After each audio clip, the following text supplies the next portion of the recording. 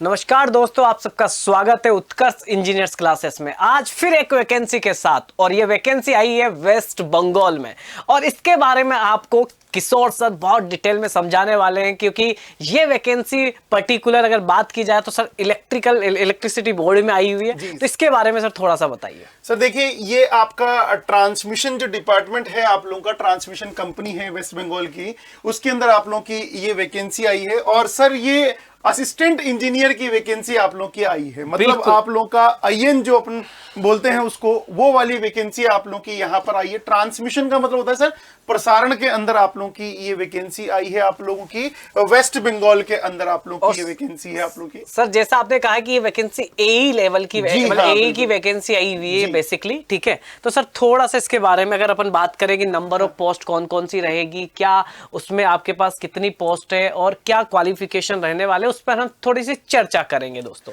जी sir, बिल्कुल यहाँ पर चर्चा करेंगे। अच्छा सर, इसके अंदर एई के अंदर जो वैकेंसी आप लोगों की आई है, ये वैकेंसी आप लोगों की इलेक्ट्रिकल के अंदर तो आई है, साथ ही साथ आप लोगों की सिविल के अंदर भी 20 पोस्ट आप लोगों की निकली है। सर बहुत बड़ी बात है, इलेक्ट्रिसिटी डिपार्टमेंट के अंदर 20 पोस्ट असिस्टेंट इंजीनियर की, वो भी सिविल वाले बच्चों के लिए निकलने। सर यहाँ एक बात और कहूंगा कि यहाँ ओनली इलेक्ट्रिकल और सिविल ही नहीं, आईटी और सीएस ब्रांच को भी इस बार मौका दिया गया है, ठीक है। उनकी वैकेंसी भी आई है। अगर बात करें सर वैकेंसी की अपन, तो पहला अगर नंबर देखा जाए तो असिस्टेंट मैनेजर जो एचआर और ये है, तो ये थोड़ा नॉन टेक्निकल पोस्ट अपने पास हो गई, एमबीए वाली पोस्ट यहाँ पर हो गई है आपके पास। और देखा जाए तो इसमें लगभग 10 पोस्ट सर इसमें भी आई हुई है ना, ठीक है।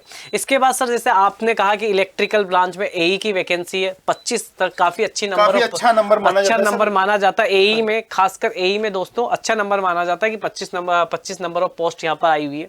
सर आईटी और सीएस की बात करें तो 6 नंबर ऑफ पोस्ट यहाँ पे दी हुई है। अगर सिविल की बात करें तो सिविल में 20 पोस्ट आई हुई है।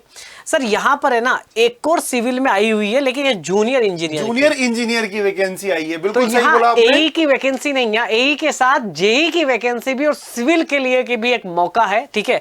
और सर ये लगभग आपके पास, और सर ये ग्रेड भी दे रखा है, सेकंड ग्रेड, और लगभग सर 30 पोस्ट आई है यहाँ पर। अच्छा, इसमें आईटीआई वालों की भी वैकेंसी है सर, लास्ट में जो टेक्नीशियन ग्रेड 3 को माना गया है।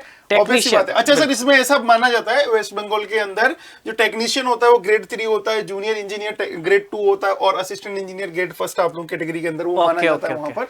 तो मतलब यहाँ टेक्नीशियन के लिए भी एक नंबर ऑफ पोस्ट दी हुई है। जैसा सर ने बताया कि वेस्ट बंगाल में किस तरह से क्लासिफाइड किया जाता है पोस्ट को, कि टेक्नीशियन को 3rd ग्रेड मानेंगे, जूनियर इंजीनियर को 2nd ग्रेड मानेंगे, और एई को 1st ग्रेड मानने वाले। सर अगर बात किया जाए एज की, जी हाँ सर, यहाँ पर एज लिमिट जो ऑब्वियस सी बात है, काफी जीनियन या काफी नॉर्मल एज लिमिट रहती है, वो 28 से 32 साल तक की आप लोग की एज लिमिट रहती है। और जो रिजर्वेशन मिला है आप लोगों की वेस्ट बंगाल के अंदर, जैसा अलग अलग कम्युनिटी को आप लोगों का रिजर्वेशन मिला हुआ है, उसके अकॉर्डिंग ये एज काउंट होती है। मतलब रिलैक्सेशन जो मिलता है आप लोगों को, किसी को 3 साल का मिलता है, किसी को 5 साल का मिलता है, तो वेस्ट बंगाल गवर्नमेंट की नॉर्म्स के अकॉर्डिंग ही वो आप लोग को यहाँ पर मिलता है। तो यहाँ पर जैसा सर ने बताया कि एज लिमिट 18 से 32 रहने वाली दोस्तों, लेकिन ये भी देख लेना कि उन्होंने डेट की, इस डेट तक ही मान्य होगी। और जो रिलैक्सेशन दिया जाता है एज पर, वो एज पर तक कैटेगरी दिया जाता है, और वो हर जगह एक लगभग समान होता है, 5 साल 7 साल ऐसे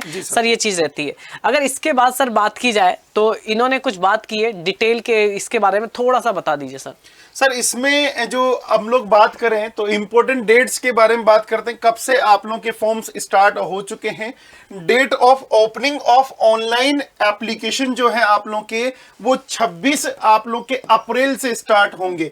जी हाँ, 26 अप्रैल बुधवार को आप लोग के ये स्टार्ट होंगे, और इसी मंथ में अभी तक ये फॉर्म्स आप लोग के स्टार्ट नहीं हुए हैं। ये 26 तारीख से आप लोग के फॉर्म्स स्टार्ट होंगे। साथ ही साथ इनकी जो एंड डेट है वो है 19 मई आप लोग की इसकी एंड डेट है। मतलब ये लगभग सर अपन माने तो 25 दिन के आसपास ये विंडो इन्होंने दी है, ओपन होगी। लेकिन अभी तक ये फॉर्म ओपन नहीं हुआ है, क्योंकि 26 को लिंक मतलब ओपन होगा। जैसा कि अभी अगर देखा जाए तो इसकी क्यों टाइम दिया है, मेरे ख्याल से उन्होंने ये बोला है सर कि जितने भी डिटेल आपके पास क्राइटेरिया है, चाहे एप्लीकेशन प्रोसेस है, ये सारे के सारे आप कंपनी की वेबसाइट पर जाइए, कंपनी की वेबसाइट यहाँ पर दे रखी है, यहाँ जाकर कैरियर का जो लिंक है उस पर ओपन करेंगे तो आपको डिटेल सारी चीजें मिल जाएगी। तो उन्होंने बोला कि पहले पढ़ लीजिए एक बार अच्छे से कि हमने किन किन क्राइटेरिया को मांगा है, एलिजिबिलिटी क्राइटेरिया क्या रहेगा, क्या आपको पेमेंट होने वाला है, क्या एप्लीकेशन प्रोसेस रहेगा, ये सारी बातें आपको वहां पर जाके देखनी होगी दोस्तों। सर इसके बारे में और आप क्या कहना चाहते सर इसमें मतलब आप सब कुछ बातें आपने बता दी है, तो इसमें मैं बोलना चाहूंगा सर, एक ये बहुत ही अच्छी पोस्ट मानी गई है और वेस्ट बंगाल के बच्चे जो मतलब अपने कांटेक्ट में भी अपने कोर्सेज के अंदर एनरोल भी हैं, काफी टाइम से वेट भी कर रहे थे कि सर असिस्टेंट इंजीनियर की वैकेंसी आए, तो मैं उन सभी बच्चों को जो यहाँ पर हमारा असिस्टेंट इंजीनियर या जूनियर इंजीनियर वाला बैच जिन्होंने ले रखा है, उन सभी बच्चों को बोलना चाहूंगा बेटा, जिसका आप लोगों को इंतजार था, स्पेशली इलेक्ट्रिकल और सिविल के बच्चे जिसका इंतजार था, वो घड़ी आप लोग की आ चुकी है। तो देरी ना करते हुए इसके लिए प्रिपरेशन आप लोग को स्टार्ट कर देनी है।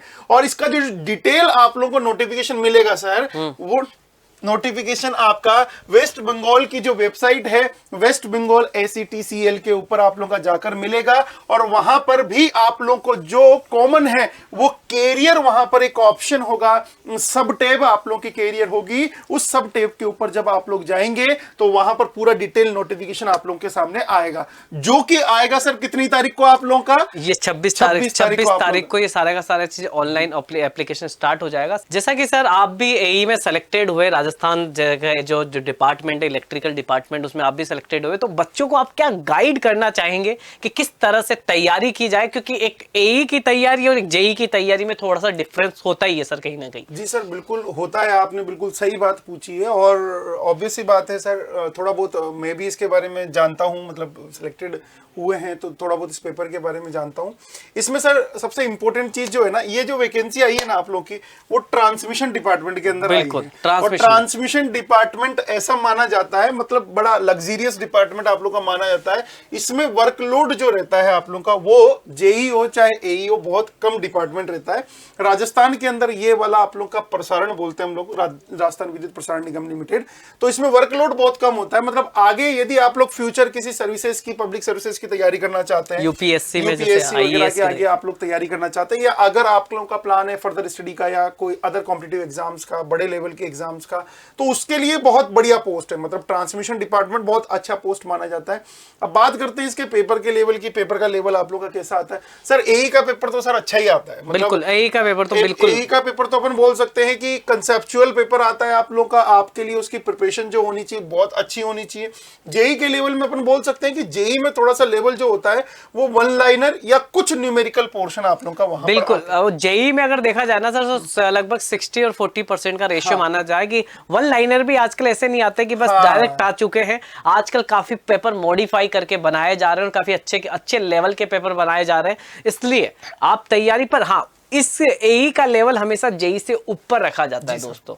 और जैसा कि सर एई के पेपर जब हम देखते हैं तो उस एई के पेपर को देखने के बाद लगता है कि हर बार वो कुछ नया करने का प्रयास कर रहे होते हैं। जी सर बिल्कुल बिल्कुल, मतलब वो जो अनटच्ड सिलेबस होता है ना सर, बहुत सारे बच्चे उसको बोलते हैं कि यार इसमें से क्या पूछेगा, तो उसमें से यदि वो एक क्वेश्चन भी पूछ लेता है और बच्चा उसको पढ़कर नहीं जाता है तो उसका तो नुकसान होना डेफिनेटली, क्योंकि मतलब जो पूरा कोर एरिया है, पूरा सर्कल है, आपको इसके अंदर कोने में कहीं पर भी कोई भी चीज पड़ी हुई है, आपको हर एक चीज पढ़नी पड़ेगी, क्योंकि वहां से अगर सिंपल भी क्वेश्चन बन गया और आपने कभी वो टच भी नहीं किया है तो वो समस्या आएगी। बिल्कुल दोस्तों, जैसा कि सर ने बताया, आपको सर ने गाइड किया कि एई के लिए अगर आप प्रिपेयर करना चाह रहे हो तो किस तरह से आपकी प्रिपरेशन होनी चाहिए। और सबसे पहले कि भैया फॉर्म स्टार्ट होने वाले हैं, आराम से नोटिफिकेशन को पढ़िए और हम आगे इसके नोटिफिकेशन पर भी बात करेंगे, ठीक है, जैसे बनता उसमें, ठीक है। लेकिन दोस्तों अगर आपने मन बना लिया तैयारी करने का, तो तैयारी करने का मन बना लिया तो सबसे पहले अपने प्लान को डिजाइन करिए। मैं हमेशा एक ही बात कहता हूं कि जब तक आपका प्लान आपके हाथ में नहीं है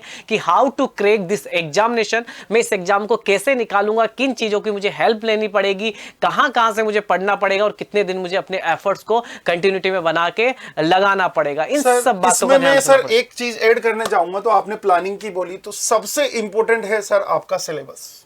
बहुत ज्यादा जरूरी है सिलेबस, और सिलेबस के साथ में आपको पूरा आइडिया होना चाहिए कि प्रीवियस ईयर के अंदर क्या क्वेश्चन पूछे गए हैं। सर इसीलिए कहीं ना कहीं हर बार हम यही कहते हैं कि सबसे पहले आप किसी भी एग्जाम की तैयारी कर रहे हो ना, तो सबसे पहले उसके प्रीवियस ईयर, उसके पीवाईक्यू आप लगा लीजिए। जी सर। उसके लगाने के पीछे लॉजिक ये होता है दोस्तों कि आपको 2-3 चीजों की इंफॉर्मेशन मिल जाती है। जैसे कि सबसे बड़ी इंफॉर्मेशन तो मिलती है लेवल ऑफ एग्जामिनेशन, और आप जब मतलब ईयर बाय ईयर आप जब पेपर को देते हो, क्वेश्चन का पैटर्न देखते हो, तो आपको पता लगता है कि यार किस टाइप के क्वेश्चन वो हर बार फ्रेम करने की कोशिश कर रहा है। क्या लेवल वो बढ़ा रहा है तो इस बार भी लेवल बढ़ा सकता है।